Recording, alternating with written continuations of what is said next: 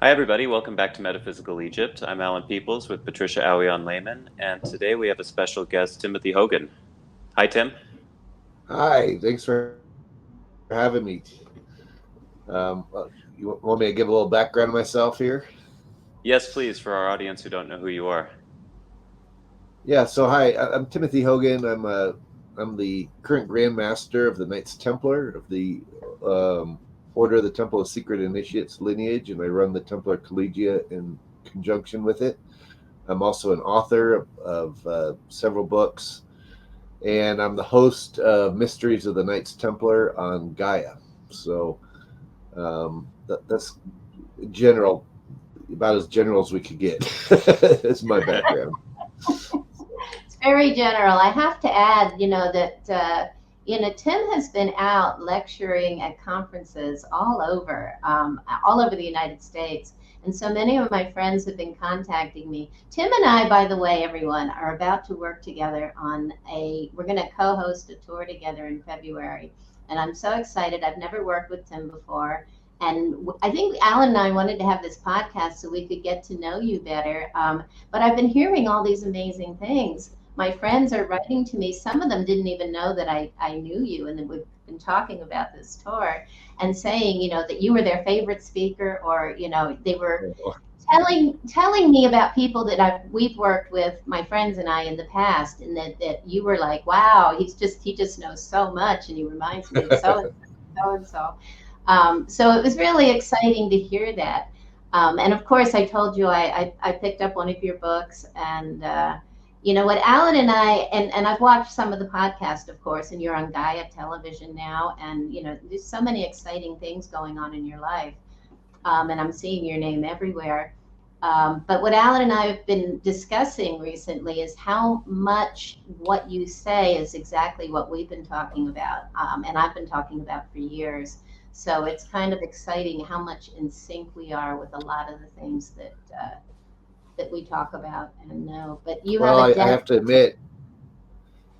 Oh, thank you. I was just gonna say, I have to admit, a lot of what I know, I just inherited from the tradition. That had been being passed down within my order for centuries. But in some stuff, I feel like I've come up to of my own understanding and been able to develop it further. But what's really exciting is being able to get with you, Patricia, because you have a whole other line of tradition that you've gained and you're passing on, and it all jives really well, and as it should. Uh, but it's very exciting, and so I'm learning, just as much from you. So it's great. Well, thank you. And that is part of why we do these tours and bring people together. And the fact that we haven't worked together is very exciting for me, because when you're out at the sites and you're comparing and sharing, you tend to find so much more information, because the two of you are looking at it, from maybe, and sometimes there's more, but you're looking at it from different ways and angles, and suddenly everything starts to speak more loudly and more clearly, and you see so much more. And that I think is going to be the most exciting part about this, that you will bring so much depth of knowledge of things that I'm not aware of, from your tradition. And as you said, I have so much that, I've been in Egypt going on 16 years in November. Yeah, it's Um, amazing. it's a long time to be going through these temples and reading and studying and researching. So Yeah. yeah, it's going to be fun. But let's get started today. I did prepare. We talked about that we wanted to just talk about maybe Osiris and Isis and this whole dynamic that is such a huge Yeah. part of the heritage of Egypt. So I created some slides for us to just kind of go through, hopefully in some kind of order. Let me pull them up. Egypt Unveiled, and February 15th to the 27th of next year, which I think is one of the best times of the year to come to Egypt. The weather is absolutely beautiful, and it's a little cooler. It can be a little cooler at night, but if you were here right now in the middle of summer, you'd be happy to be there when it's a little cooler. So let's get started. I brought this up from Dendera. It's the ceiling of the first hypostyle hall as you walk in the entrance, and it shows us Osiris and Sophis as Isis and Sirius in a way, and this is Osiris as Sa and Orion. So the story is, it's written in the stars and mirrored on Earth. And Tim, yeah, please go ahead and jump in with anything you want to say at any time. Well, yeah, I mean, there's always that celestial relationship that's also reflected, on the ground in Egypt itself between Osiris and Isis. Of course, Osiris was depicted by Orion, the constellation of Orion, and oftentimes you'll see depictions of pharaohs with their triangular aprons on, and that triangular apron is it's mimicking the shape of the star constellation of Orion itself. So, they're reflecting what's above, bringing it down below. That as above, so below type of relationship. You find that in the monuments. You find that in how the pharaohs are depicted.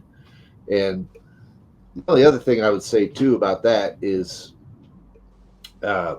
most people don't know. So in ancient Egyptian, Osiris's name is actually Osar, and it's only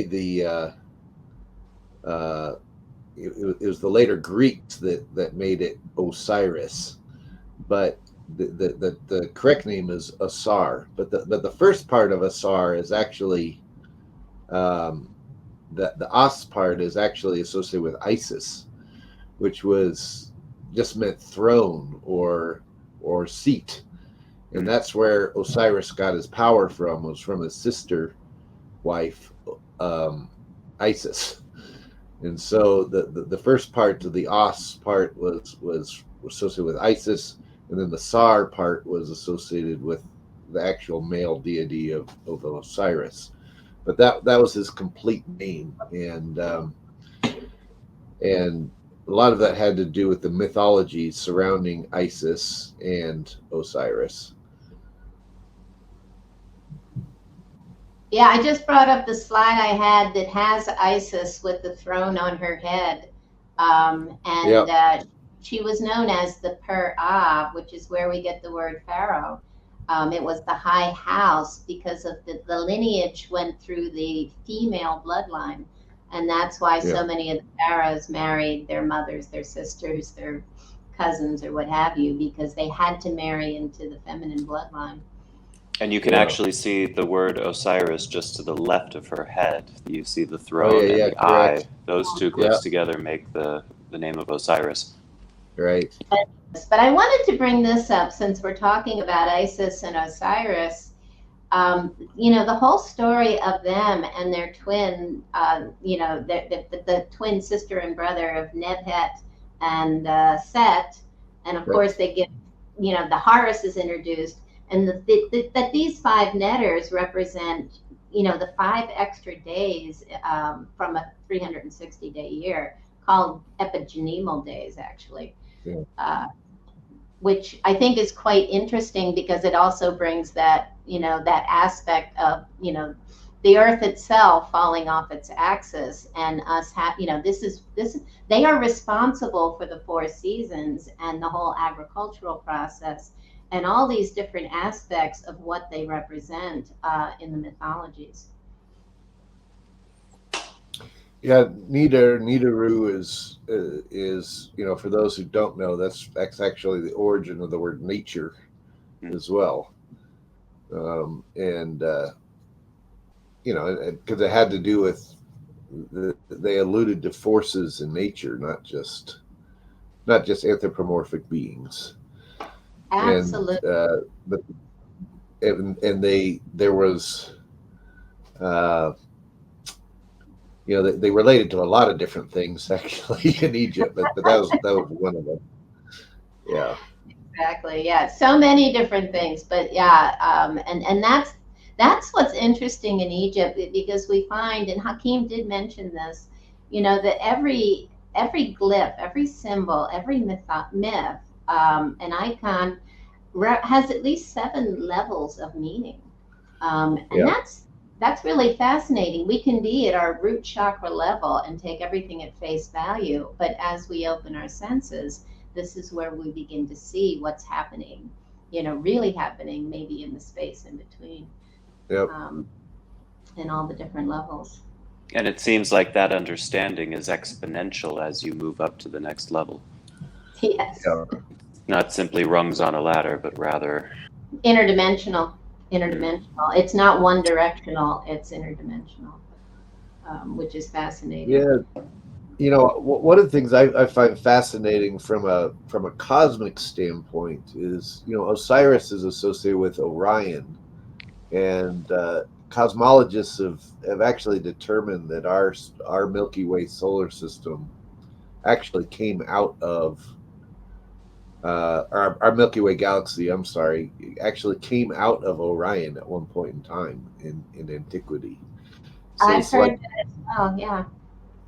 Yeah, so we're kind of like an extension of that constellation.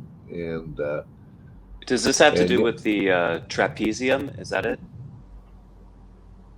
No, just like we actually literally as a galaxy, we're extension of the Orion galaxy.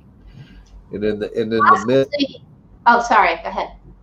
Well, I was just going to say, in the myths of Osiris, he's tricked by his brother Set, and he's chopped up in pieces, which are separated in different places. And what Isis does is she comes and she recollects those pieces. She brings them back to life again. She has to collect them all first. And in a sense, we're almost like a piece of Osiris, or we're a piece of just our galaxy itself is a piece of the Orion galaxy, that had come out at one point in time. And, well, that's an interesting way of looking at it. Yeah.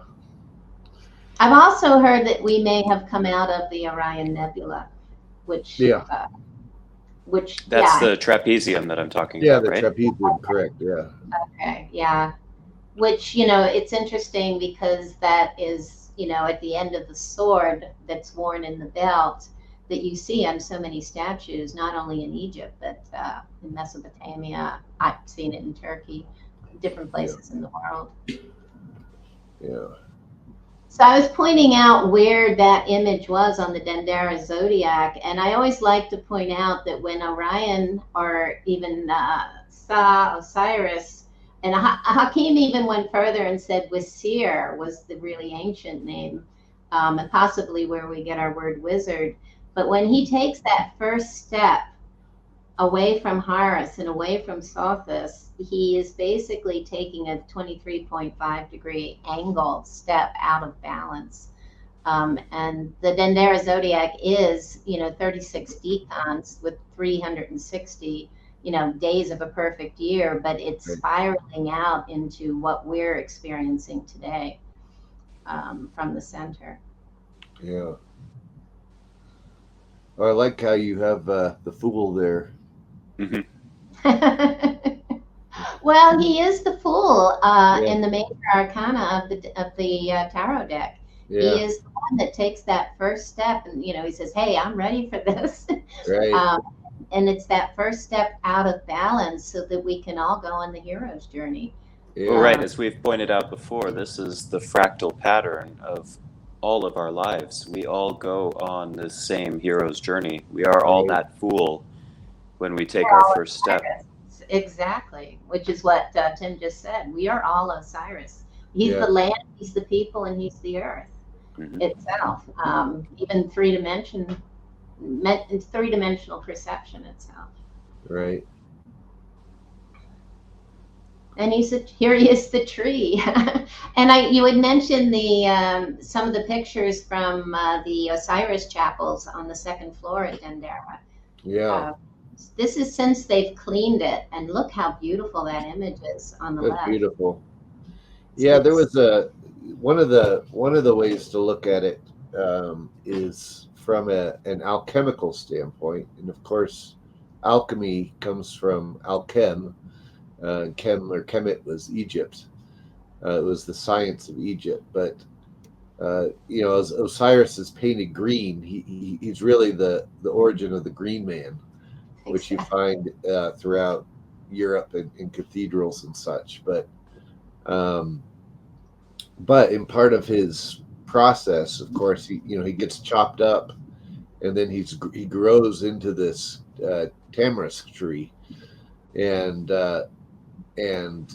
Isis is able to partially bring him back after he's been in this tree, and it's really suggestive of, from a alchemical standpoint, there's a belief that there's these secret salts that can be extracted out of the tamarisk tree, but you have to go through this, and the alchemical process is the same whether you're extracting the secret salts or whether you're extracting acids or whatever. It just depends on the plant matter that you're working on. But all alchemical processes involve three main steps, and the first is digestion, where the herb is thrown into a liquid to allow the oils to kind of leach out of the plant into the solution, so you can capture those oils. The second stage is a distillation, where that liquid is heated up and turned into a steam, and then it's captured at usually the higher point of the vessel, where you can get the subtle essences from it. And then the third stage is a calcination, where the bodies burn down, and then the salts are extracted. And once you do these three processes, you can then recollect the salts, the oils, and the whatever the subtle essence was that you're getting out of it, and recombine them and raise the thing back to life as a new body. And this is what we find in the story of Osiris, where he's thrown into the Nile. He's chopped up. He's thrown into the Nile, which is digestion. Isis turns herself into a bird and flies around him, which is, the bird is always a depiction of the distillation, because that was it flies to the highest point of the vessel, and then finally she lights incense and oil lamps and such, and raises them back to life. And this was the fire, the calcination stage of it. So we find in the myth of Osiris, as Isis raises Osiris, these stages, and if we do this with tamarisk, we can extract certain medicines out of it. If we do it, there's other plants that grow in Egypt, like, for example, there's a plant, its scientific name is Dictypetalum, and it's depicted on some of the temple walls. But if you do the same process to that, you're able to extract out hydrofluoric acid, which eats granite. And so you can actually etch granite, because it eats away at the silica in the granite. And the only thing that stops it is beeswax and gold. So, for a long time, Egyptologists were trying to figure out why they were coming across certain monuments and stuff that were coated in beeswax, and they couldn't figure out why that was. And it's because you can actually cut out of the beeswax what you want burned out on the granite, and create a template that etch the granite with the hydrofluoric acid using this process. And so and then you just remove the beeswax, and you have a perfectly etched granite, and this was some of those alchemical processes that the Egyptians were using.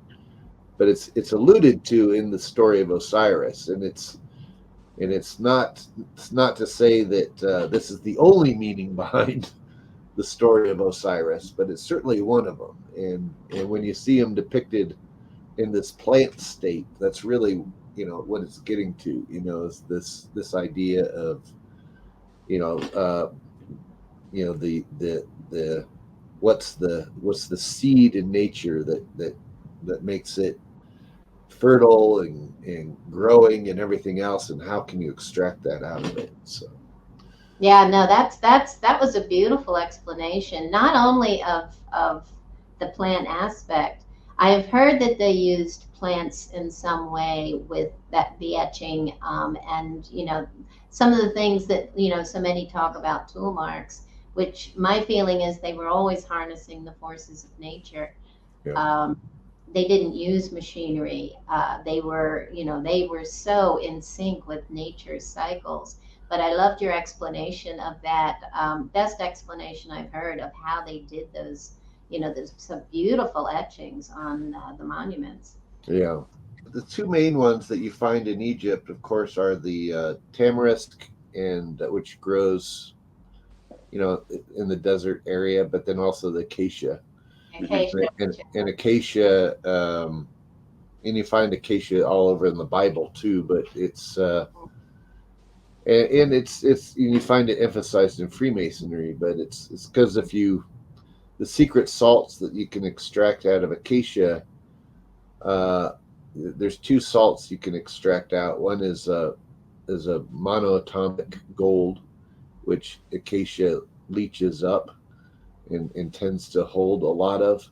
And then the second is DMT, dimethyltryptamine, which is also found in certain forms of acacia. And so if you extract that out and you were to ingest that or smoke that, as long as you had an inhibitor like Osirion rue, which grows in the region, you're going to have one hell of a psychedelic experience, which I'm assuming, Wow. Well, that's exactly the same. The Egyptians probably played with too. Well, that's just like ayahuasca, a combination of two plants in a very specific way. Same thing. Yeah, same thing. Yep, exactly. Same opinion, thing. Yeah. This all stems from a time that we were in right-brained consciousness and able to communicate with the plants, and the plants told us exactly how to create these, these wonderful elixirs. Yeah. That's what ayahuasca shamans say. The plants told them how to do it. Makes sense to me. Well, it's interesting too. The Bible makes reference to like the Ark of the Covenant, and it is made out of gold and acacia wood. But all over the temples of Egypt, they have depicted these arks as well. Yes. And so I would assume they were made the same way. I mean, I think that's where probably the Hebrews got it from. So that's what Allan and we've been talking about on many of our podcasts. This whole concept of the Ark of the Covenant, stemming from, again, many different levels of understanding and depths of knowing. Yeah. And there were many arcs and many different concepts of what that ark was.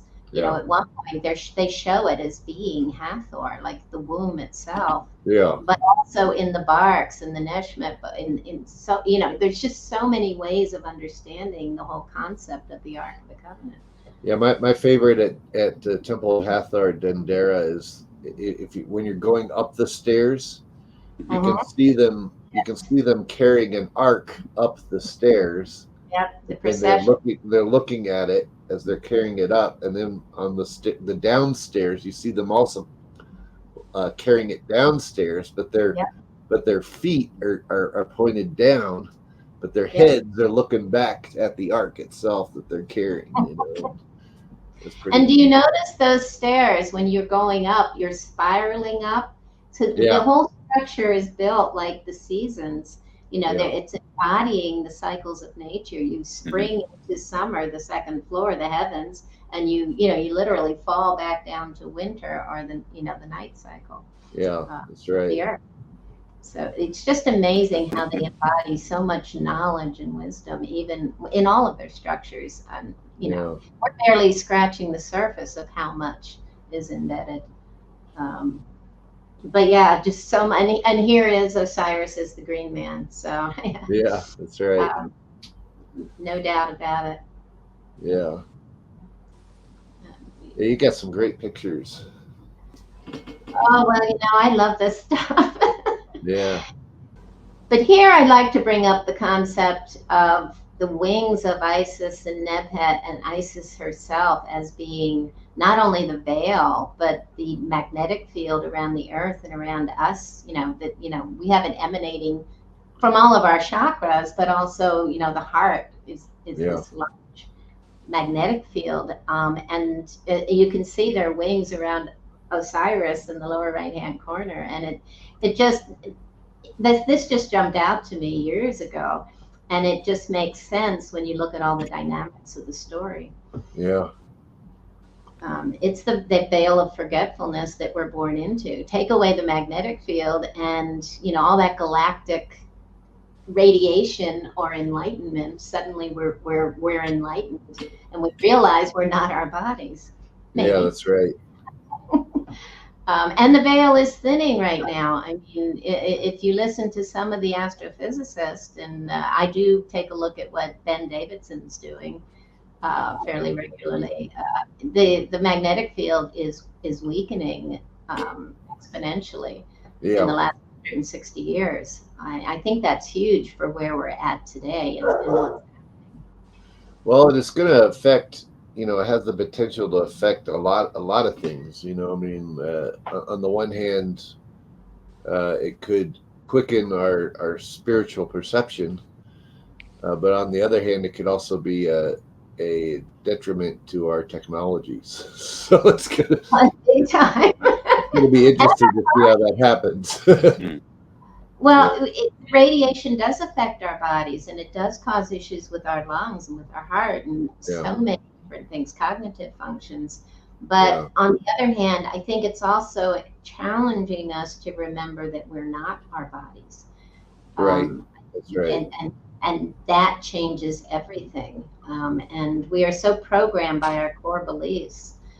And I think if we were to start shifting and changing and remembering what and who we really are, then that radiation isn't going to affect us quite so much. Yeah, there's one, at least within the Western mystery tradition, certainly within Templarism and Freemasonry and some other traditions. There's always been a ritual that in which the candidate symbolically goes through a death and raising similar to Osiris. And the belief is that this was something that was passed down, from ancient Egypt, from the priesthoods of ancient Egypt originally. But the value of it is if the ritual is performed correctly, the person will have an out-of-body experience as they go through this. And once the person has that out-of-body experience, then they know that who they are is more than just their body, and that their consciousness survives the body, and that the body is just a cocoon, much as it's depicted when it's mummified, right? It's just a cocoon. Wrapped in your own wings. Exactly. Right. And that and who you really are is a consciousness that transcends the physical body. And once you know that, then there's no fear of death, right? Which is what would make you a good leader, because you can make decisions without fear of reprisal, when I was in college, I started astral projecting. I didn't know what it was, but I gradually got so adept at it. For years I was doing it at will. Yeah. Really totally fascinating what I discovered about myself through those experiences. Well, and then, of course, then there's no fear of death after that, right? So because who you are is beyond that. So it's it kind of the Egyptian traditions all lead us towards that, getting us to that point where we understand who we are, where we're going, and that there's a whole other dimension beyond this, just the physical plane that we're used to living. Oh, yes. So, Patricia, doesn't this ritual sound just like the Hebset festival ritual? Well, it is. They're emulating everything that we're going to talk about today. They emulate in this Hebset. And, I believe in the very ancient times, the Hebset, now to tell the audience what it is, I know Tim knows, yeah. but it was a ritual that was performed by the kings at about the 33rd year of their rulership, their reign. A jubilee, right? Right. But the whole concept was that it was at that point that everything fell out of Ma'at. The king was old and tired, right? And everything was out of balance, out of Ma'at, just sort of like the cycles of the earth, that we go through. And the idea was to restore or unite, these aspects. I like to say uniting the two hemispheres of the brain even, because as I have this belief, based on a whole lot of research, that we have moved from a right brain focus to a left brain focus. And the Egyptians were totally immersed in this idea that we needed to harness the two hemispheres of the brain. Yeah. And that's the true unification of Upper and Lower Egypt, which the two crowns represent on one level. Right. And so that's what I think they were doing during the Hebset. And in the end, the king goes through this process. And I think in the very ancient times, they easily did it. And they, that some of the pyramids and the symbolic tombs, like the southern tomb at Saqqara, was built for the living kings to go through this near-death experience in which they, and all the rituals, the oils and the running the, through the labyrinth and that reunification, all of that was all geared toward this idea of, connecting the two hemispheres of the brain, having that blissful, moment, that near-death experience where that, you have that moment of feeling you're one with everything that exists in the universe, and you bring that power of God, which is the Neteru, the forces of nature. You bring that down to earth, and you get crowned as a Horus. You are a Horus king. And that's where our whole concept of God sitting on a throne starts, because they're crowned, they sit on the throne, they're crowned, and they're called a god. Yeah. Today we think all the pharaohs thought they were gods, but no, they if they were to have this experience, and I think in the very ancient times they did, and then they couldn't anymore. They couldn't figure out how to come back, bring them back. And it becomes a symbolic ritual, and they show it on the temples, and they come up with other rituals to prove that they are divine, and the whole concept of the original meaning of it is lost. Well, we find this in the myth of Osiris as well, because he, in a way, when he's chopped up into several pieces, it represents our perception of seeing everything as separate and and apart from each other, and it's only when it's all brought back into the oneness again, when Isis recollects everything back into the oneness, that that's the state of our consciousness too, entering into the oneness where everything is. We see the bigger order of how everything goes together, as opposed to being separate and Exactly. Yeah, I call it separation consciousness versus unity consciousness. Yeah, exactly. Same thing. I totally agree with you. Yeah. Now, what are your thoughts on? Of course, in Egypt, they would also talk about how different parts of Osiris were buried at different temples around Egypt. I think at like like Philae, his leg was buried there, or something like that, or and I always kind of interpreted that as kind of the same thing, that like probably in antiquity people would travel to the different temples to gain different knowledge, and as they gained the knowledge in each temple, it was kind of equivalent to like, all right, it's like a merit badge kind of, you've earned Osiris's you know what I mean?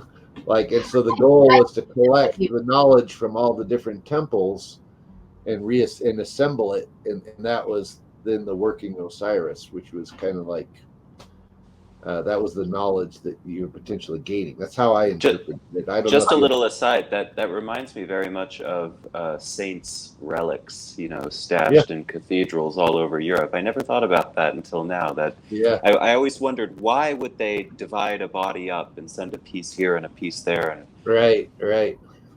Well, let me take that as go ahead, finish.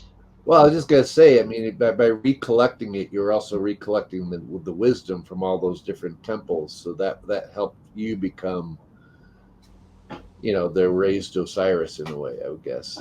Yeah. So let me take this a step further, because the original story, he was chopped into 42 pieces, representing the 42 nomes of ancient Egypt, 42 districts. And they went through these rituals, and the entryway at Saqqara was most likely a place. I can't say factually, but I've discussed this with people. I've read white papers where it's been hinted at. But they made, during the Koyak festival every year, the priests of every nome would make little coffins shaped like Osiris or Sokar, and they fill it with the silt, the black earth, and they plant the seeds of barley, wheat, and corn and make bread cakes. And the king, during his Hevset or other rituals that the priests would do, is you eat the bread cake from each one of these gnomes, and that's the reunification. So this is the first communion. Yeah, sure. And the barley, they'd make barley beer or wine. And of course, when the Nile floods and brings that silt, it also turns blood red from the mud and the silt, coming from down from Ethiopia and through Sudan and what have you. But it brings, you know, that muddy, that water turns basically red. And that is the symbolism of the wine or the barley beer that they take now and drink. And so this is the body and the blood of Osiris, and the reunification. So another aspect of the Hebset, but also other rituals that they would perform during their seasonal celebrations. Yeah, that's great. Which is a ritual 1 billion Catholics perform every week. Well, and this is, you know, and Tim said this, you know, the Hebrews, the first, you know, the Old Testament of the Bible happens in Egypt. Yeah. And they take this knowing from ancient Egypt. They were Egyptians, and it becomes part of their dogma and their truth. And this, you know, moves into Christianity, and it migrates across, you know, where, you know, people were migrating due to climate and so many different reasons. You know, out of Egypt, back to Egypt, but this knowledge moves. I mean, India, there's so many connections between Egypt and India, and some of the rituals and the myths and the understanding. So it's essentially the same culture, just viewed through two different lenses. Yeah. Same knowing, inner knowing that develops into maybe different icons, you know, different names, different stories telling the same, you know, meaning the same thing. Well, and you even have in that regard, you even have some of the same words, you know, that are being emphasized. You know, I think of particularly, you know, like words like Om, Ra, Ma. Mm-hmm. These are things that you find throughout the Egyptian tradition, but you also find it within the Indian. You know, like Rama. Right. Forwards and backwards. Yeah. Right, exactly. Sometimes if you read a language in reverse, it's almost a different language and forward. Yeah, it's like Siwa, which means brain, and Awas, which means consciousness. It's just the reverse of Siwa in ancient Egyptian, or in Another good one is I lost it. but there's a lot of words in Egyptian, in particular, that they're backwards and forward relationship, or they're tied together somehow. Yeah. Right. Very often in Arabic, well, modern Arabic, your masculine and feminine adjectives will be the inverse of each other, like ahmar and khamra for red, or aswad and saudeh for black. Right. They're like the mirror image of each other. Right. Well, one of the ones I was thinking was Ben, Ben, which is as in like Bennu, like the Bennu bird, which is like the phoenix of Egypt. But Ben is also means light or stone. But if you reverse it, it's Neb, which is gold. Yes. In Egyptian, so there's some relationships there, alchemically. So many, even just the tones, like Ka, all over the world, Ka can relate to the same understanding. Sa, Ra, you find, even in Australia, I found a lot of this, and they were pointing it out to me, the original people there. Utterly fascinating. I went into the National Museum in India, in Delhi, and they had a whole room dedicated to this, just these tones and what they mean archetypally. The language of light. Right. Now, I've often wondered, you got the resurrection of Osiris here. We were talking about the different provinces, associated with different parts of Osiris. I've sometimes wondered if that's a carryover from, I'm very much into the belief that there was a pre-Diluvian civilization that existed in antiquity, that as it collapsed, probably, during the Younger Dryas, that they kind of set up shop in Egypt. And so much of what from a Templar, part of what the Templar mission was to try to, they understood that there was this universal flood myths everywhere. And there was the belief that there were certain pockets of survival after the flood, the main one being in Egypt.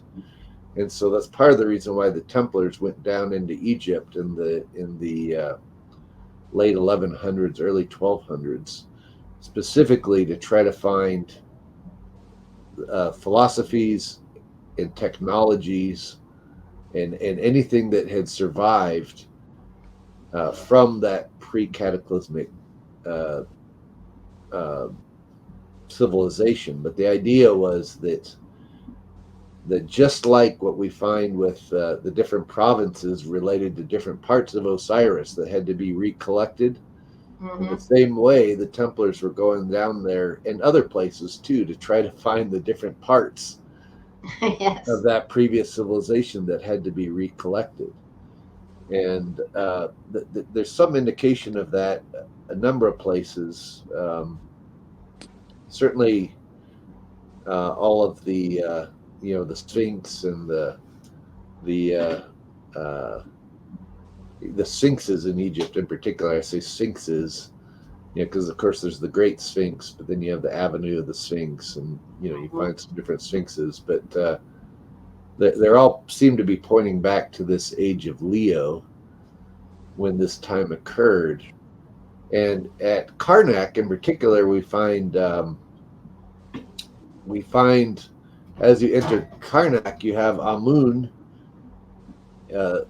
being depicted as a ram, which was during the time of Aries, when those were being created. But the head, they have heads of lambs, but they still have bodies of lions.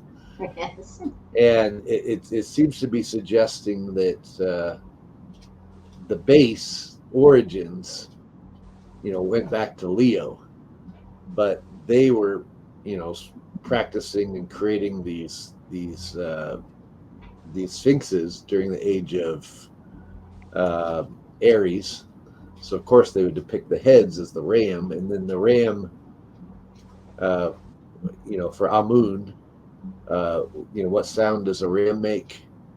It says ba, which is of course, which is the one of the primary aspects of the soul within the Egyptian tradition that it was calling out to. So that can move between the worlds. That can move between the worlds. That's right.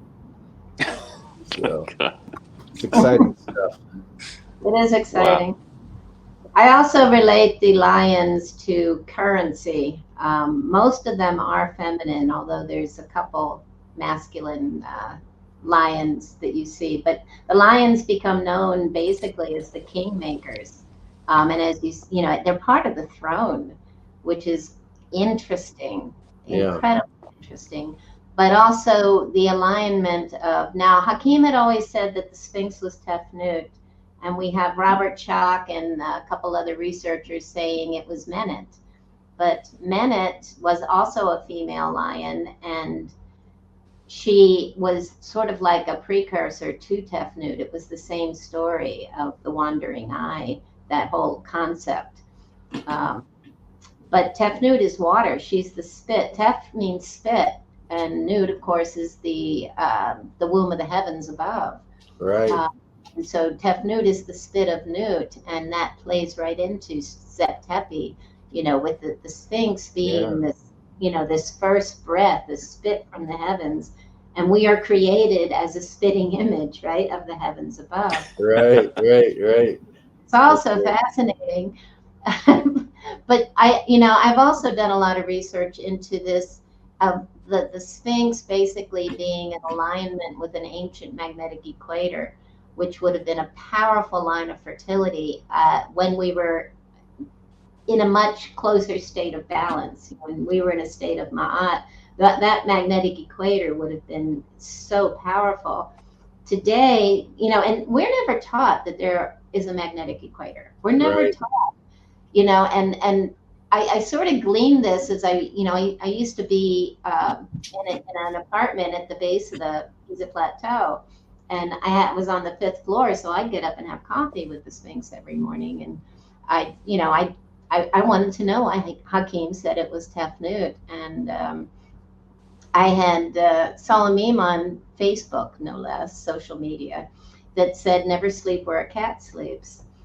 And so I looked it up, I Googled it, and what came up were all these medical websites that said cats are attracted to these geopathic stress zones where there's underground running water and cavities. And well, basically they were describing the Giza plateau. Yeah, sure.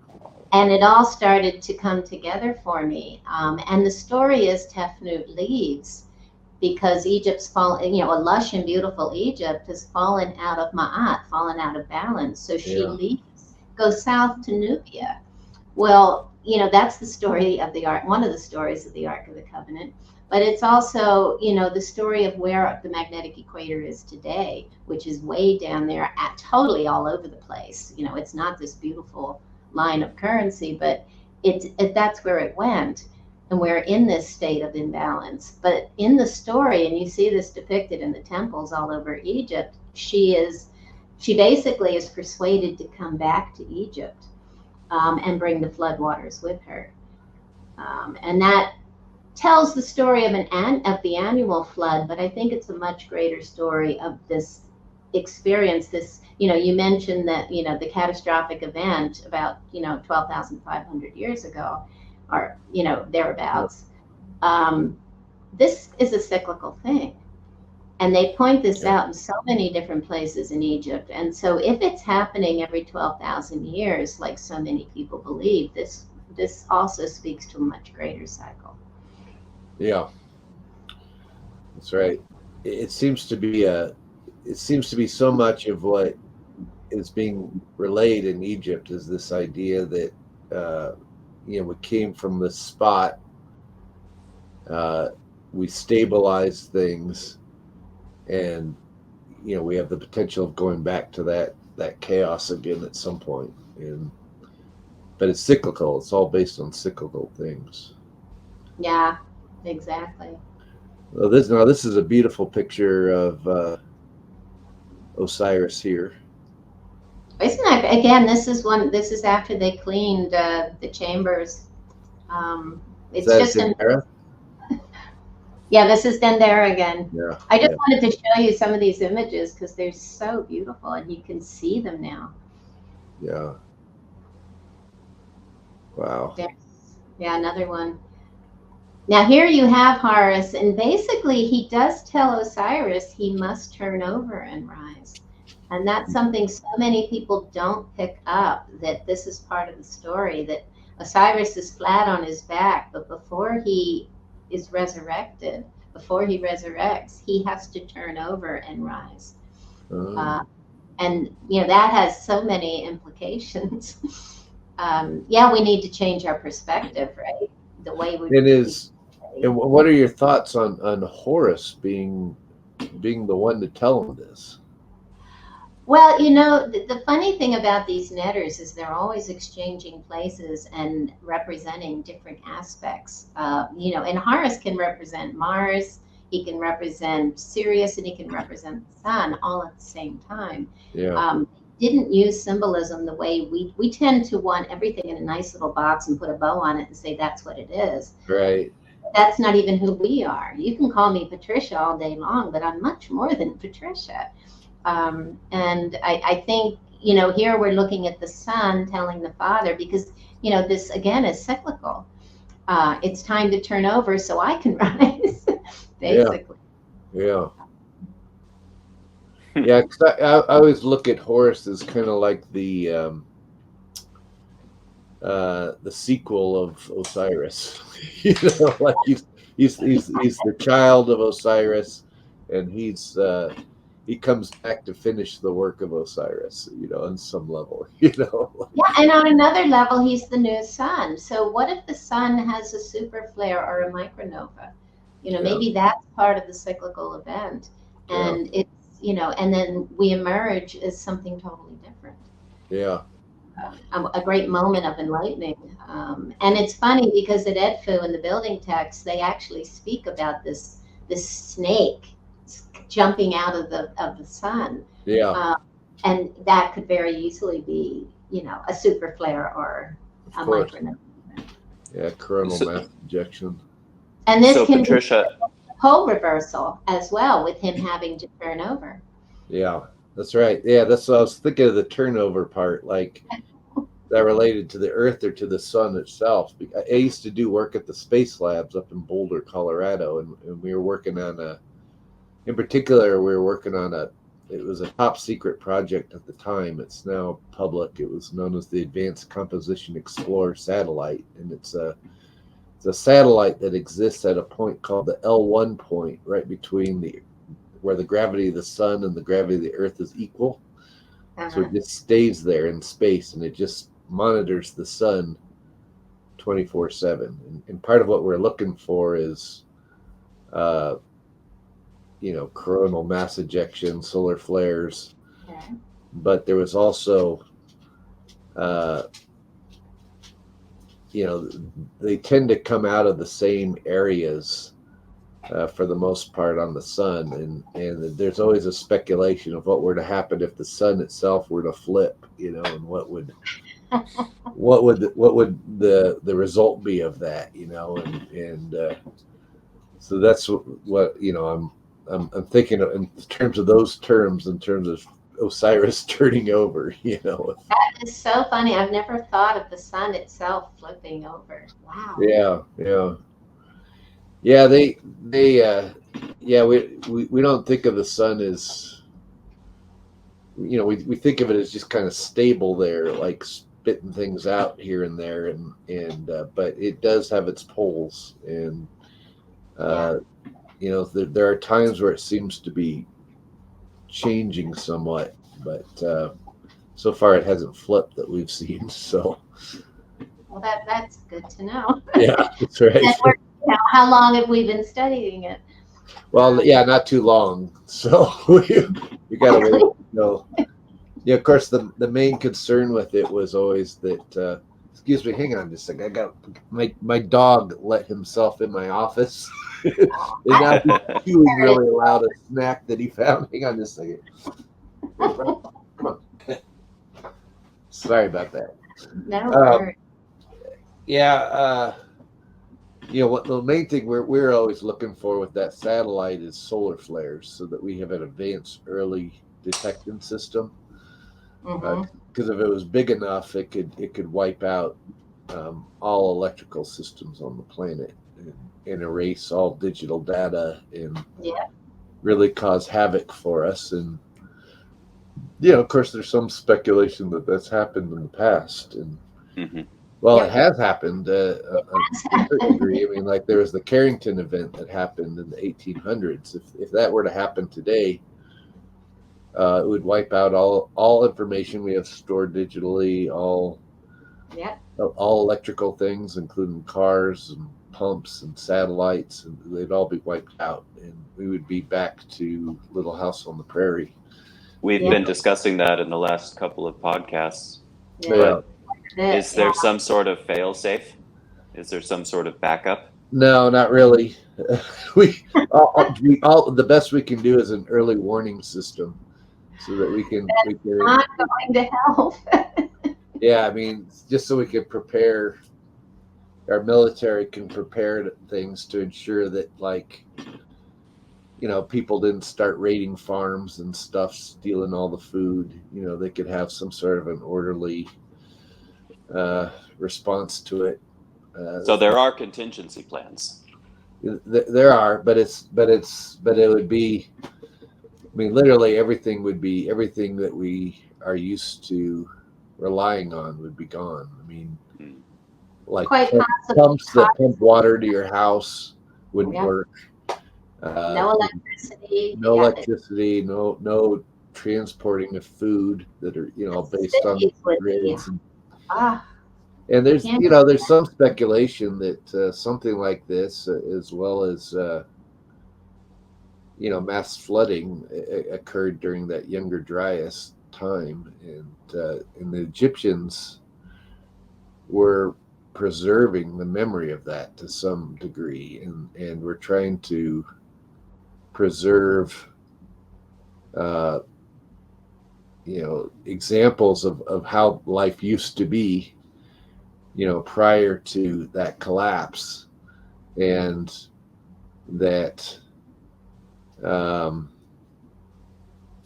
there's even a theory, which I subscribe to, that even the Valley of the Kings itself was originally just a bunch of survival bunkers, from that cataclysm. They're all connected by tunnels and stuff, and that the pharaohs, the reason why they wanted to be buried there is they wanted to be buried close to where their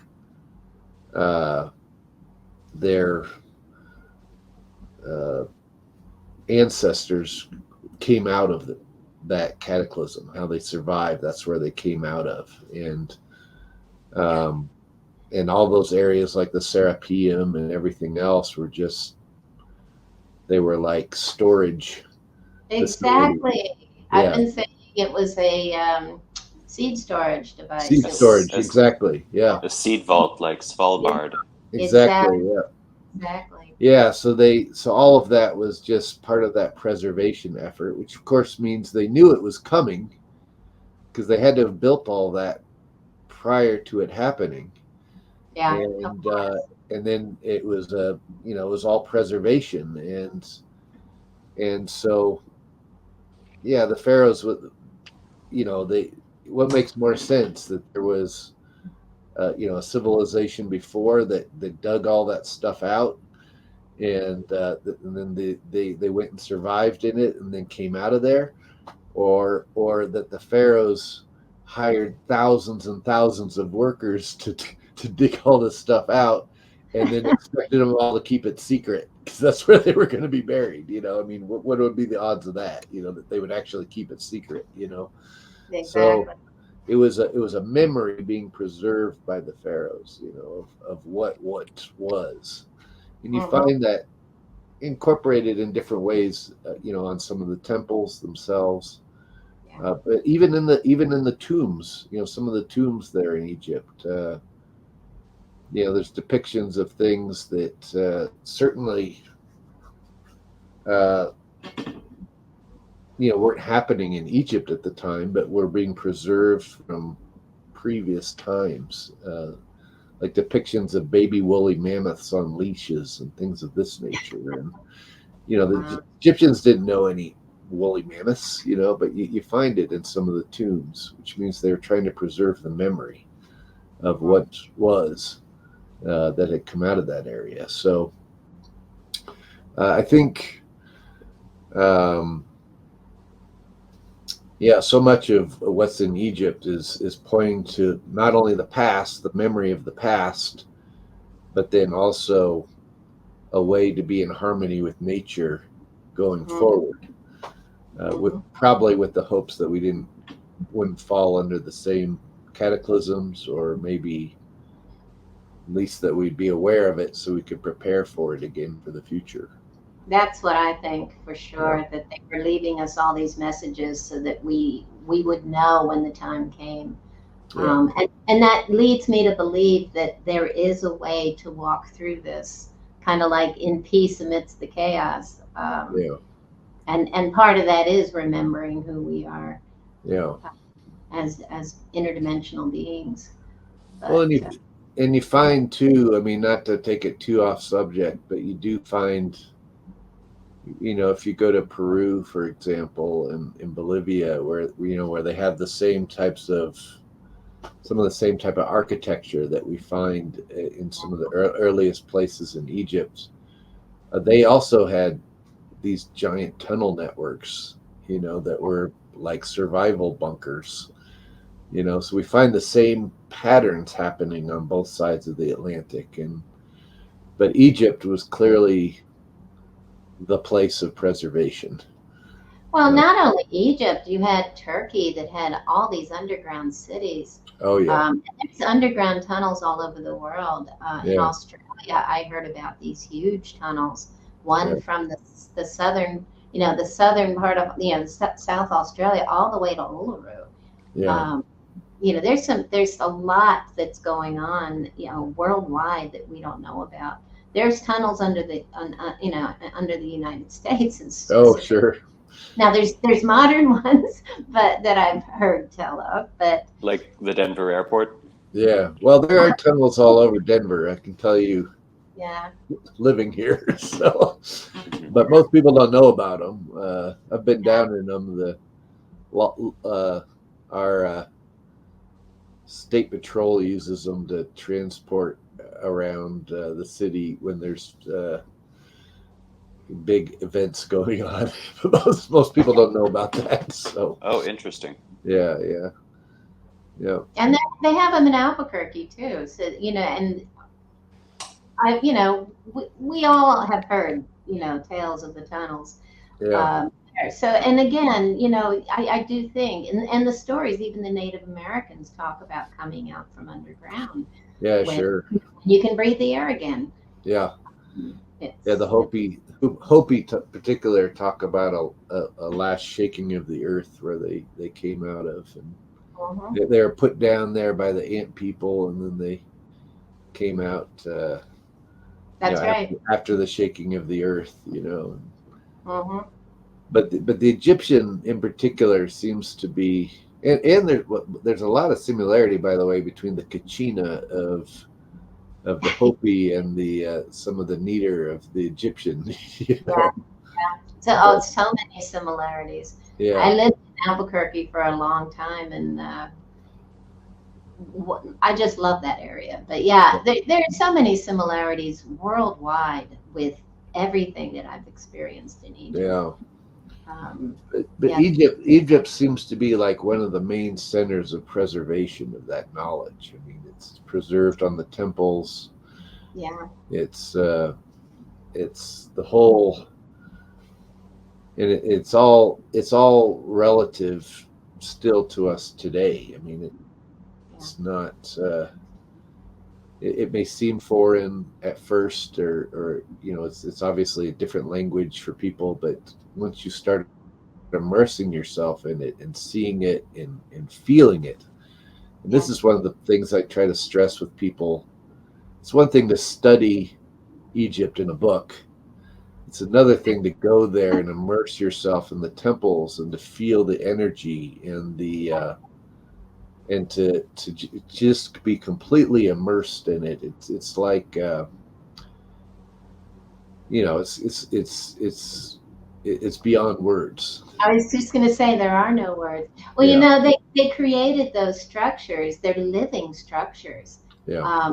And even the way it's shaped and all the sacred geometry, I mean, it's frozen music, basically. Yeah. But so much within it that is interacting with you, whether you're aware of it or not. Being aware of it makes it a different experience. But it's happening no matter what. And it comes out in your dreams. It comes out in so many different ways. Yeah, I like to think all those millions of tourists who are passing through there, staring at their phones and not really paying much attention. I know. It's having an effect on them nonetheless. I believe it's restructuring the water in their bodies, the very molecules that they're made of. It's fine-tuning them back to what a human body should be.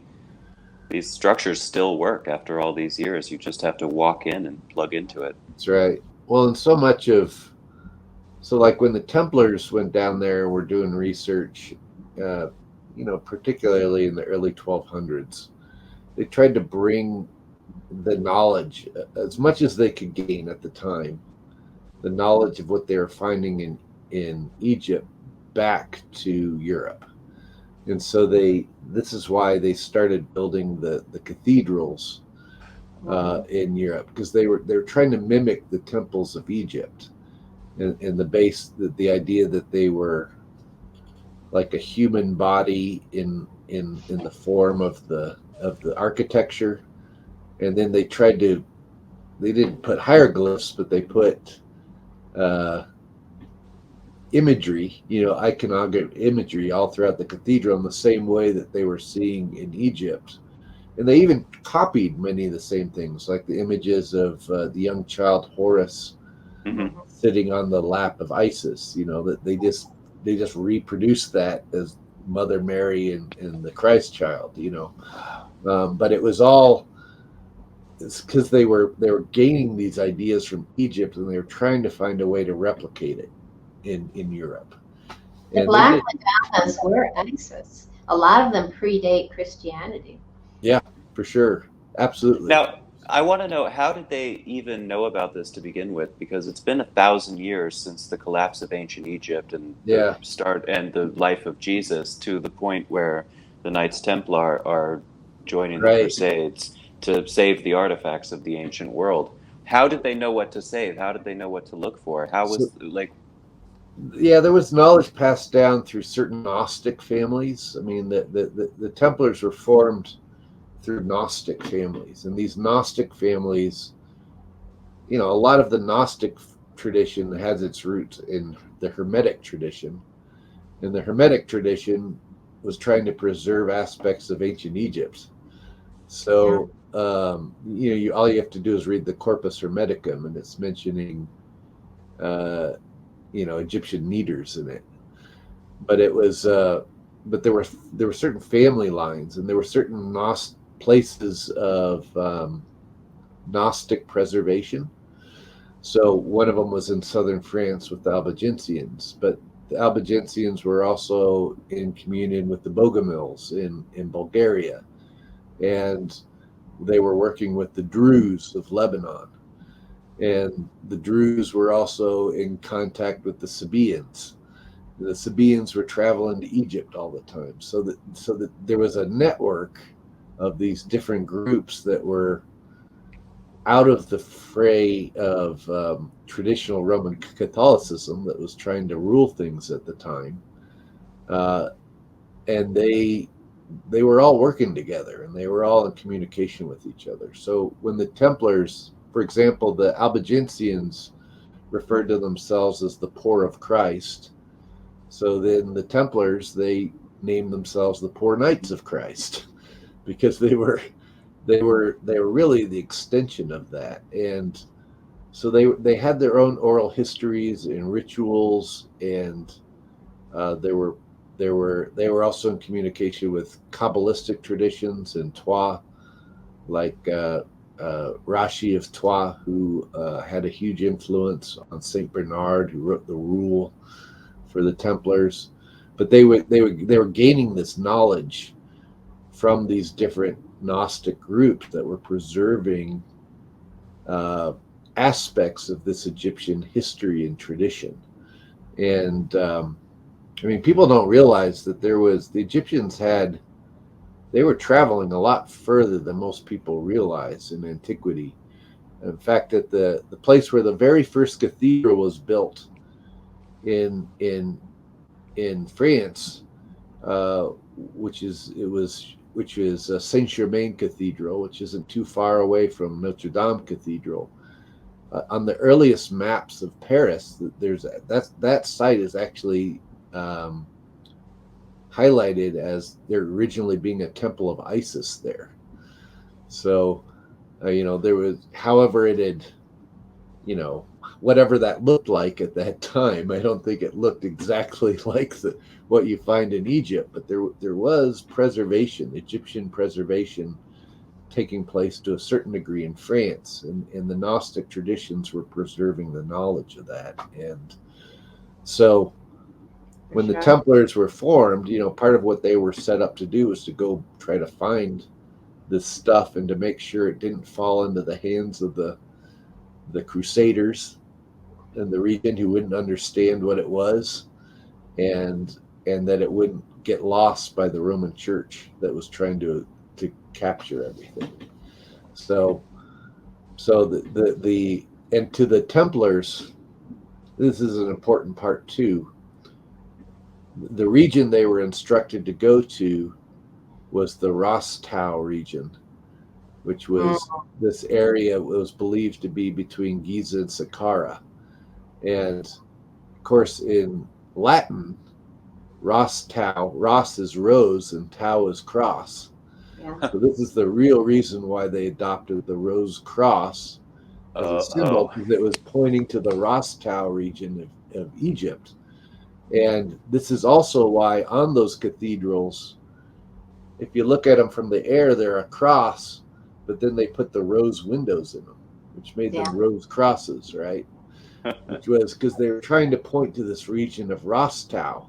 They didn't know what Rostau meant in Egyptian, but they knew that name was being passed down by the Coptic Christians and the Sabaeans and some of the other people that were preserving the knowledge of aspects of the knowledge of ancient Egypt that they came in contact with. So they heard Rostau and they were like, oh, well, in Latin that's rose cross, so we'll just adopt the symbol of the rose cross, But it was really that region, that Rostau region, that they were looking for in Egypt. So basically the place of the first time. The place of the first time. That's exactly right. Yep. So the Seti. Yep, exactly. Yeah. Interesting. Well, Paris, as you were saying that, it reminded me that, it was the place of Isis, Isis. Yeah, Isis. That's right. Yeah, Notre Dame really was just, Our Lady was really just a recycling of Isis. Mm-hmm. Well, because Isis became Sophia within the Gnostic tradition. Yes. Yep. And so these Gnostic cultures, that's what they were looking to. And so then they made Notre Dame, Our Lady, who was Sophia, who was Isis. Yes. Yeah. So and then they replicated that in the United States with the Statue of Liberty. Yes. who is, has the 7-pointed crown of Sophia, and holding the torch of light illumination in one hand. But that was really a recycling of Isis, which is why the Statue of Liberty was originally created for the Suez Canal in Egypt. Yeah, that's right. And then it ended up, because it was going to be an Isis type of statue, but as Sophia. And then Bertolli, I think that was his name, created the Statue of Liberty. He he gave it to the United States instead. But originally it was created for the Suez Canal in Egypt. Wow. So, yeah. Also, a touch of Sachet. Isis and Sachet are two aspects of the same thing. Yeah. And she also represented this wisdom and knowing. Yeah. And the seven-pointed Right. star crown. Same 7 aspects of self. Right. And of course, it was Pythagoras who studied in Egypt for, for years and years and years and years. And he, I don't know what they say, like 20 years or something like that. But he coined the term philosophy, which is really just Sophia, or lover of Sophia, lover of wisdom. But Sophia was, this aspect of Isis. So same story. Yeah, it always is. Yeah. So fascinating. Well, this is a beautiful imagery. True. This is from Abydos, of course. Yeah.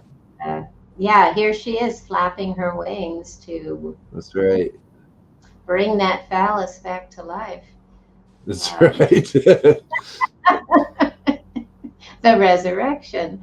But, in a way That's that right. also relates to, if perhaps the earth actually does come back into balance, and some of the scenes I'm going to show in a moment speak to that concept. That is a sort of resurrection. And one of the things I discovered is, you've heard of our North Pole, but we have an ecliptic pole. If the Earth were to come back and point to, where it's supposed to, come up from that 23.5 degrees, it points directly to the Cat's Eye Nebula, that great, wonderful eye, birthing place in the sky. Oh, wow. Heavens. And it's wrapped in one of Draco's foils, which I find fascinating. And this pops up in different expressions all over the world.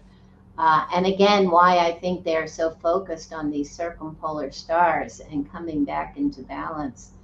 And that really is almost like the coming together of the two eyes of Horus. It's the sun and the moon.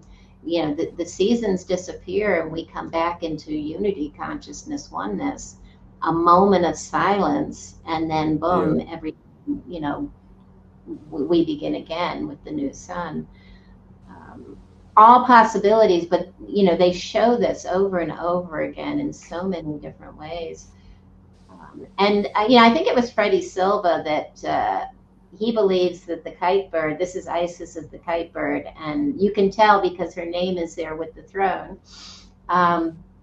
He believes the kite bird was actually Cygnus, and that Cygnus was once alignment with the Osirion, which we could talk about the Osirion, but we won't do that now. But there's so much that relates that to a possible ancient place where they had if people come on our tour, we can talk about it there.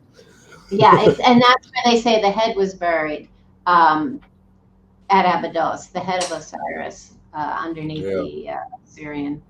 So there's so many things that you could talk about on so many different levels. Here's another scene, this one from Dendera.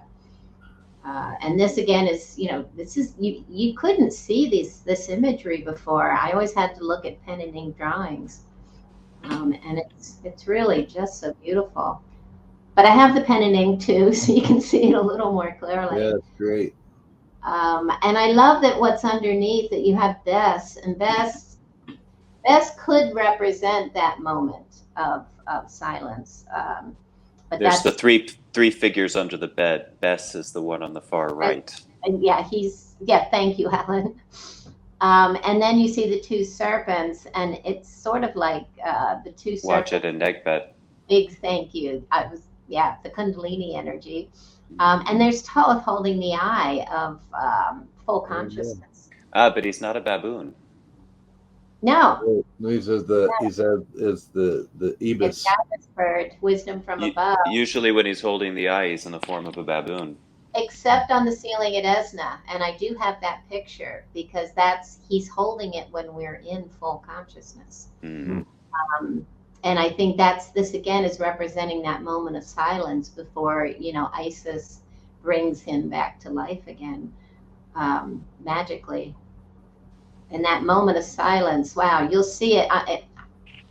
We'll see it again. You see it here with this again. This is the raising of the Jed pillar. Yeah. The moment of silence is spoken here because when you see the Jed and it's perfectly erect, underneath it's on a sled. And that's because it's not moving of its own accord. This is telling us this is a moment of silence, a pause. And you can relate this too. Sekhmet's a great part of this whole story. We talked about solar flares and, she is the fierce rays of the sun. Right. And when Ra thinks she's going to destroy everything, she's bloodthirsty with rage, again, because we've fallen out of Ma'at. And he basically turns the water into wine, the Nile into wine, and she gets drunk and passes out for 3 days. Those 3 days of silence that reflects in our solstices in an annual year. And even during the day at noon and at midnight, we have the perception that the sun stops moving for a few moments. Right. And again, so it's funny how they reflect so many of these cycles. But here again, this is famous. It's at Abydos in the Seti I temple, and this is Seti I. All the imagery is him. He actually came from the military. He comes after the whole Akhenaten debacle. a whole podcast in and of itself. But he comes from the military, 19th dynasty, and he has to prove he has the right to rule. So he builds this structure, and the symbolism is all about him performing his Hepset, to prove that he has brought the power of the Neteru down to earth. So he's assisting Isis to raise the pillar, which can be the axis of the earth because it is at 23.5 degrees. Yeah, that's right. And what can you say about the Osirion that's right underneath Abydos? And they say that they had to start building off to the different direction because they found the foundations of the Osirion. Well, the Osirion's below water level, I think it goes down like 50 feet or something. I mean, it goes pretty far down. 10 stories, yeah. Yeah. I always interpreted the Osirion to me looks like some sort of a processing plant. I mean, it's almost to me. It appears that this is where they were collecting some of the raw materials that they could extract alchemically the essences out of, because there's the water there has a unique quality. I don't think they know exactly where it's coming from, and the we talk about the when we see Isis as a bird on Osiris's phallus that she's created to raise him. When you extract out there's these special salts that you can extract out from that water, and it looks like, even according to some of the Egyptian stuff, it alludes to the seed of Osiris or the semen of Osiris. It's because it looks like semen when you extract it out. It's not semen, obviously. The alchemists called it the seed of nature or the semen of nature for the same reason, because it looks like, you know, it looks like it's you know, ejaculation, you know, and but it's really what is these special salts that they were trying to collect. And I think this is part of what they were baking into the breads to eat. That was really the origin of the communion, and it was because it had tremendous health benefits to it. And I don't know exactly how that would necessarily ties in with the pillar, but that we're looking at. But as far as the Osirion goes, I think that's where they were processing a lot of this stuff, and I think they then moved that up into Abydos. There are certain rooms in Abydos where I think some certain chemical properties were taking place there to do these extractions. Interesting. Yeah. I don't, Patricia, anything else you want to say about the Osirion? I didn't mean to interrupt you there. Well, no, it's quite all right. We don't know what it was used for, and that's an interesting take on it. I have cross sections. I was a member of a team, a Russian team that has gathered together many researchers and are studying the Osirion, and it includes a professor from Middle Egypt, and they've been studying the water. One of the interesting things is way underneath the Osirion, they have what they call ancestral water, and this is water that doesn't move. You know, it's not stream fed, so it's considered by those who study this kind of thing to be incredibly powerful. I know a woman named Maria Wheatley who does a lot of this work in the Avebury, Stonehenge area in the UK.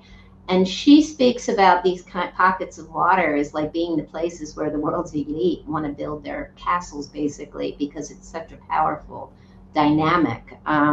But not only that, it has several other waters that feed. So, you know, they used to think it was, you know, Nile River water. Well, as you said, they don't really know. But it's some of the water is coming from the mountains and some is coming from the other direction. And it's funny, one side of the Osirion, they measured the temperature, and it's a different temperature than the other side. But I've seen a floor plan where you see those stairs going down. And if you put a picture of the resurrection scene, there's many papyruses of Osiris on top of a platform with the two stairs going down. And it's, you know, it's almost identical to what you're looking at in you know, when you're looking at a cutout of the floor plan of what's going on underneath. So it could have been a place where maybe they were creating substances that they were using, but I think they were using that for some of these ceremonies that they were doing to raise, you know, to move interdimensionally. It's just a feeling I have based on, you know, this is a place of resurrection, this whole idea of resurrection.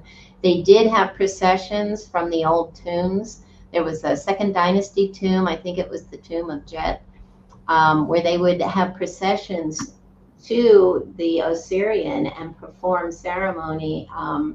And I think it all had to do with this concept. Do you think they were bathing in it at all? Like almost like a mikveh? Like a mikveh? Well, it very possibly. Purification. They were doing these ceremonies without a doubt. I love that Seti, I know you know the whole Dorothy story. She used the water for healing and in the village, and from the villagers said it worked.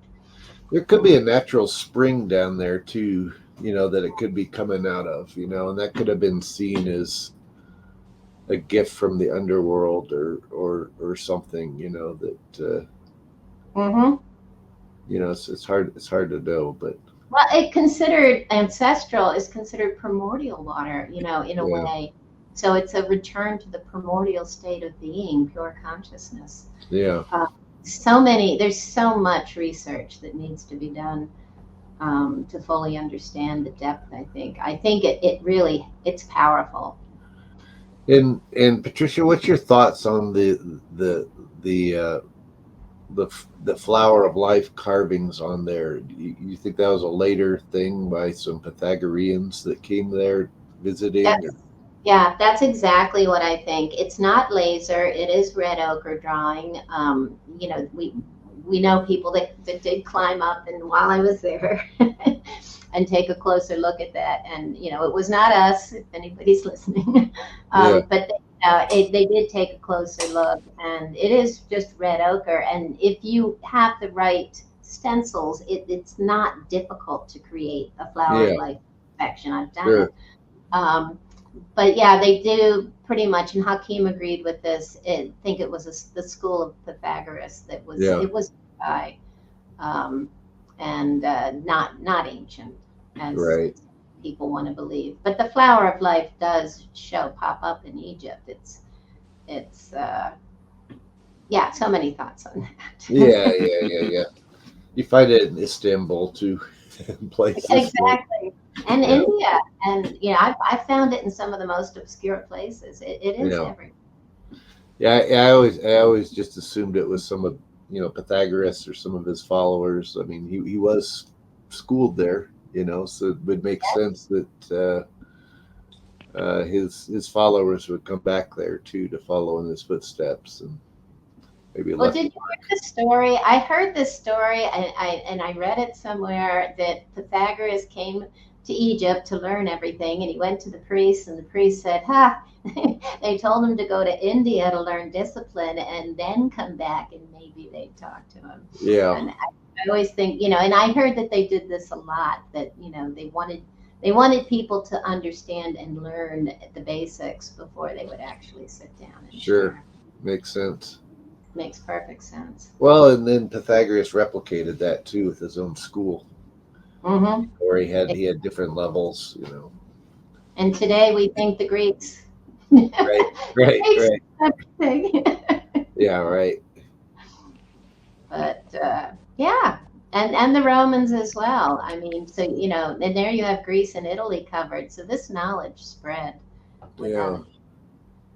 So what do you have depicted here? I see you got a duality of consciousness being depicted. Yeah, I'm showing this again famous image of Thoth holding these two staffs, and it's basically the lotus and papyrus staff. And they got the different crowns of Egypt on either too. Exactly. Yeah.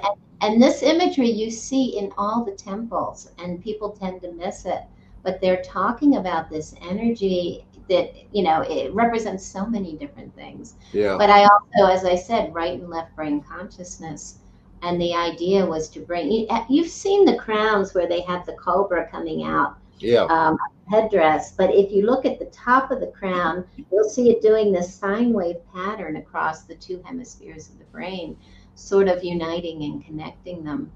And I think that's the expression we're looking at, this ability to come back into oneness, unity consciousness. Well, and this is this is also the origin of the caduceus. That is normally associated with Hermes, but you also find this on the outsides of the doors of most of the temples in Egypt too. You'll see them going up the sides of the doors on either side. Yeah. And it's really in a sense, it's the spinal column, and then the energies going up the spinal column to the crown. Exactly. Well, and here we have it. Yep. Right. And of course, Thoth is Hermes. Right. Exactly. Yes. Yep. In Greek. Exactly. Right. Mercury in Roman. Yeah. That's right. Exactly. Yeah. Gets around. Yeah. And here's another image. Here's Horus being the outcome of the whole resurrection. Yeah. And these big squares, these boxes, I've come to realize are known as birthing boxes. When you see them on these boxes, these are expressing the potentials of new cycles, new life, new new beginnings. Is that a lion on top of there? That is a lion, and they have several of these depictions. That's great. And it's again having to do with the fertility of the moment, and then she gives birth to Horus. But I just love the fact that they clean these images. I'm fortunate to be able to go to these temples as often as I do. So, and here's, as we talked about, the other aspect. Here we see, and this is at Abydos, and it's on the wall. It's on the other wall, to the other side. Like if you turn around, you'll see these images of Horus wearing the double crown, and here he is on the papyrus pillar, much like you see him on the ceiling at Dendera. And it's basically giving birth to divinity. It's moving into that next stage of consciousness. It's great. And it's also, strangely, in the building text at Edfu, they talk about, when the floodwaters recede, then you find the bird flying to sit on the papyrus or the reed, and I relate that a little bit to the Noah story, the Noah's Ark. Completely. As well as this idea of Horus in that moment of silence, of complete, divine consciousness. Well, and then again, from an alchemical standpoint, even in the Noah story, you still see the same 3 levels of extraction, because you have the earth is obsessed with its physical senses. Along comes a flood. That's water and digestion. Right. Then Noah lets birds go into the air, and that's distillation, and that's where you gain knowledge. Right, and then he lands on Mount Ararat and makes a burnt sacrifice to God, which is the fire, the consummation part. So it's the same. It's the same progression that we find in the story of Osiris, and that corresponds to these main alchemical operations. And it seems to be a knowledge from antiquity, from that primordial time, that was passed down and being preserved in different ways and different myths, but alluding to the same ideas. So beautiful. Yeah. And this is from Edfu, and here again you see the lions, and they call this is Horus in both, he's in human form with the hawk head, with the double crown, sitting on the throne. And in the other image as the bird sitting on what they call the royal birth couch. Fascinating. Really interesting. And again, I'll also relate this to the Ark of the Covenant. This whole concept, how powerful this moment is. Sure. And we talked about this, these kings that have performed these rituals, even if it's just symbolic. Now, this is Ramses from the Luxor temple. Right. But that temple is to show the divinity of the king, portray this, as well as everything that Schwaller de Lubitz tells us about being patterned after man, the body of man. Right. And so much more. But this whole idea, that here he is sitting in his power, on the throne in this moment of silence, it's just very powerful. Now, what's your thoughts on, I've heard it said that there's some people believe that, particularly at the Ramesseum, where there's, these giant statues of said to be Ramses. But there's some people that theorize that those statues could have been actually much older. Oh, absolutely. That Ramses just put his name on them. He put his name on it. And again, it wasn't him, it was the priests. Right. He's a figurehead. The power behind the throne was the priesthood, especially after the age of Taurus. We move, we fall completely into form, and this is when the priests of Amun begin to take control. Right. And this is why Akhenaten fled. Right. He was brought up as a priest. He studied to be a priest, and then his older brother dies, and he's like, deer in the headlights. Right. And it wasn't going to let the priest corrupt what he knew to be true. Right. And so, yeah, no, absolutely. Ramses had his name on everything. I think I saw his name on a female statue once. If that says anything. But yeah, no. And that has to do with Aries. You pointed that out. You know, Ramses, the names, you know, all the Ramses kings, you know, they are, you know, Aries says, I am. And, you know, Ramses said, I am everywhere. Right. I did this. I built this. I am this. Right. So, without a doubt, you know, the hidden meaning is they were staying in line with, you know, the dynamic of the age that they were in. Sure. Which is fascinating in and of itself. Yeah, for sure. Well, and I know there's even talk of, you know, there were certain temples that were disassembled and then reassembled to be more in line with the age that they were living in at the time. You know, the Aries age, and definitely, yeah. Underneath Karnak is a temple dedicated to the bull, and they literally had to move everything because, of course, the alignments were off. Correct. So there's temples below temples below temples at every step. And we find a lot of foundation stones are actually blocks from other temples that have been turned upside down, placed in the ground like a seed. Yep, the keystone, seed stones for sure. Yeah, amazing. That is amazing. So I can't get enough of this dynamic. I know. But there's again Osiris and Horus rather in his shrine on the sled.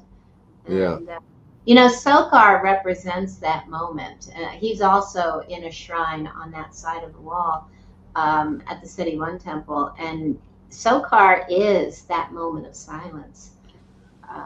I wish I had brought. There is the picture when you see him being pulled on the boat. And he looks like this pregnant blob, you know, with something in his pouch. Oh gosh. Oh yeah. I think I know what I know what you're talking about. Yeah, in a way, it represents winter solstice, but it also represents that moment of silence. Probably where we get the word sacred, Sokar sacred. Yeah. Yeah. Right. That's Saqqara too. Yeah. Yep, Sacred. exactly. Yeah. The place of Sokar. For sure. Yeah. And here's the Cat's Eye Nebula. I just think it's fascinating that we would point to this amazing place in the sky. Yeah. In that moment. Wow. And this is the you know, after you see the raising of the Jed, you get to this end. You see the Bennu bird that you mentioned, which is that regional. But here you see the head of Osiris. It's the fetish of Osiris on the pole, which we also see in the barks. And this is shown all over Egypt. And I just find it, you know, almost like you have this erect pillar pointed to maybe the ecliptic pole, and underneath, you've heard of the churning of the milk scenes? Yeah. This reminds me of this understanding of how, you know, things are moving in dual directions in the circumpolar stars in the heavens. Yeah. And there it is at Dendera. Yeah. Honestly. Right. Same concept. Now, what are your thoughts of oftentimes, they'd have those boats, you know, even on the sled with, within like, and then like the inner sanctum, you know, box usually where they would keep one of the arks. You know, on that sled, you know, on that boat too. And it's, I don't know if they're just trying to depict, you know, that it had traveled from elsewhere and was brought in to Egypt, or what? That part I don't understand, but it's depicted all over the place. Well, I think, you know, like the one I'm showing now, this is in the entryway as you go back to that big Osiris room at Abydos. And there's one on one side. I'll have the picture of the one on the boat on the other side. But here, you know, you can see it's on the sled, it's on a box, it's not moving. And yeah, I agree with you. This is an Ark of the Covenant. Right. Yeah, this is representing this powerful, powerful device. Right. It's holding the head or fetish of Osiris. Yeah. So it's representing that moment of stillness in such a way. It's you know, they're celebrating it. Right. And of course, that's the moment when, you know, we see the images at Edfu, but where Horus kills Set. Set is chaos. You know, he stops the chaos. And in a way, you know, I think it's funny that, well, it's too much to include now, but Set is in the form of the hippo, which is sort of like Taret or Epet, who is in circumpolar stars, as this whole expression of the Big and Little Dipper. Is he stopping the spin when he kills Set? That being the chaos. Right. It all sort of comes together. And Set is basically spirit set in form. Yeah. And he wants out, as we all do. He is divinity locked in three-dimensional physical perception of reality. Right. Well. You don't have to say right, but if you, no, it's just I'm following you with it. It all sort of makes sense to me. You know, that head of Osiris too. It reminds me of, you know, anytime you have the head, it's kind of like the main point of consciousness contact. You know, on some level, and in alchemy, of course, one of the first stages is you create something known as the caput mortem, which means the dead head. Is literally what it means. Wow! But it's the first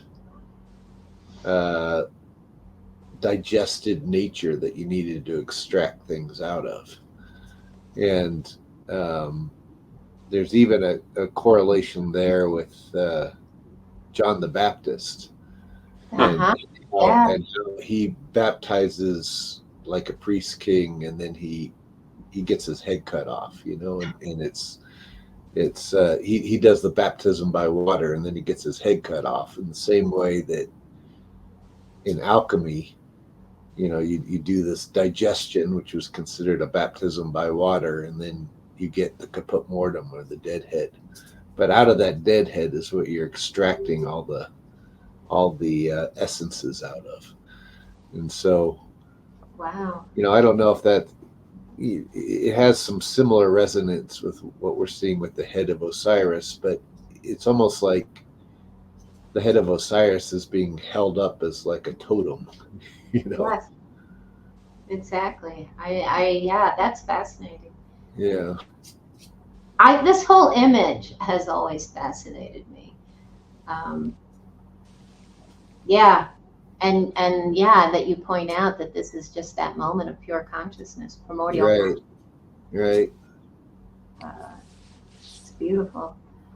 And then, of course, this is on the other wall, right, you know, opposing it. And also that beautiful shrine with the, I call it the exploding cobras. Nice.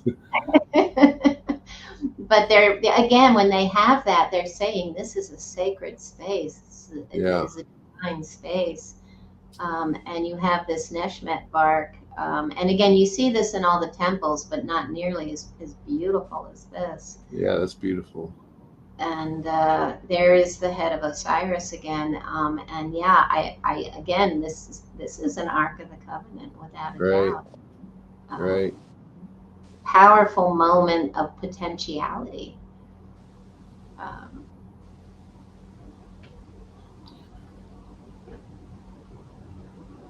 And back to Dendera, but you know, this expression of the winged Kepler beetle is also a powerful imagery of the new beginning. the new day cycle. And you find that under that big arch as you're going into the Temple of Hathor there at Dendera. Yep. Hakim said it meant you're entering a place that answers all the secrets of the universe, all the mysteries of the universe. Yeah. When you see the underbelly of the scarab as you look up. Yeah, that's right. Now it's interesting, those flying scarab beetles, that's also been pointed out that their body mass is too large for their wingspan. And so they really shouldn't be able to fly. But they're kind of like, it's almost like some sort of an levitation. illusion to levitation of some kind. Yeah, that's going on there too. Well, there's that Russian scientist who said that they had the ability to hover through magnetic, electromagnetism. Yeah. And again, I don't know how real that was. I remember seeing. Yeah, I don't know either, but it's interesting. But fascinating. Well, look how bees use.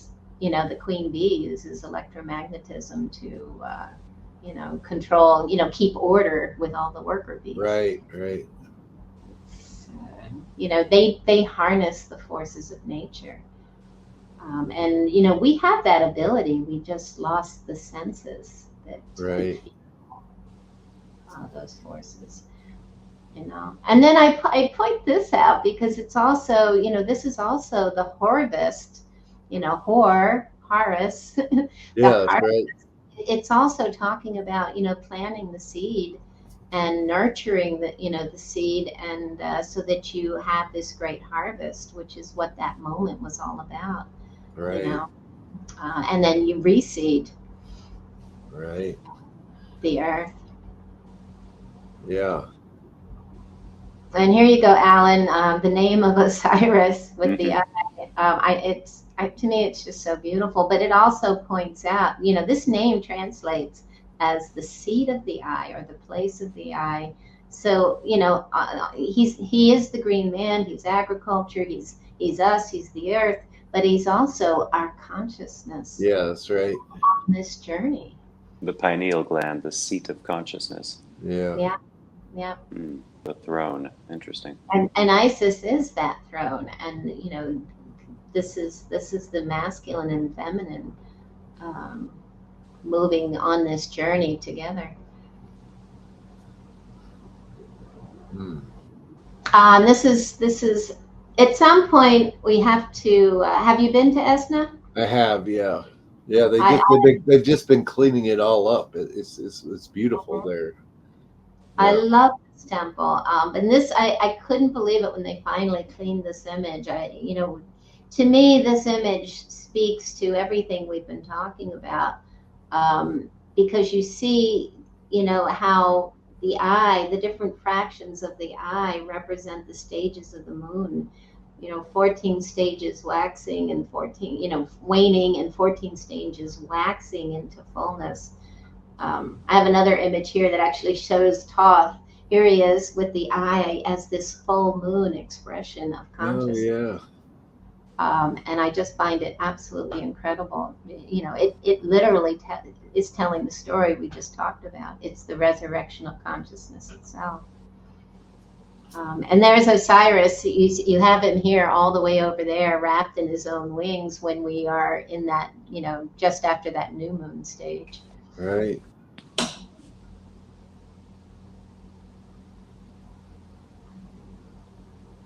Yeah, it's a beautiful image. And then Hakim, he always used to say, yeah. He made us say Yakini, Yakini, and he said, may you be protected by the power of your positive essence. So I only got to meet Hakim once, and that was in 2011 when I was there in late October, early November 2011. Had to be before then, because he passed in 2008. 2008? Yeah. Well, maybe it was before. Maybe I'm thinking of that. I'm thinking of that earlier trip. Yeah. So it would have been. It was 2007. Then it would have been. There you go. Last time I saw him. Yeah. Yeah, I saw him in 2007. I met him in 2005. That was my first trip. And then I went back in 2007. We had a reunion tour at my suggestion.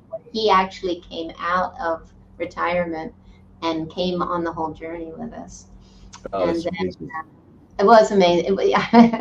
It was absolutely incredible because we would see, the keepers. He hadn't been at these structures, in Upper Egypt for years, and the keepers would come out of the sites with tears in their eyes, and he would have tears in his eyes, and the love that they had for him was just so huge, and the love he had for each and every site was incredible. Oh, that's But great. that's a legacy of knowledge. There's no doubt about it. Yeah. Yeah, it's hard when you have somebody like that who's preserved so much knowledge, and Yeah. then when they pass through transition, it's like a huge loss to humanity. Well, because I didn't get to ask all the questions that I wanted to ask. Yeah. I'm fortunate. I am blessed to have spent as much time with him as I did. I did go back again, and he invited me to stay for almost 2 weeks. And I stayed at like one of the relatives had a bed and breakfast in the village. So I, wasn't much to speak of, but I was so happy to be there. I was in bliss. Yeah. Waking up with the Sphinx and then walking over to the house. He'd always be sitting outside in front of the house having his coffee, and we would just sit there and talk. And he was just an incredible man. So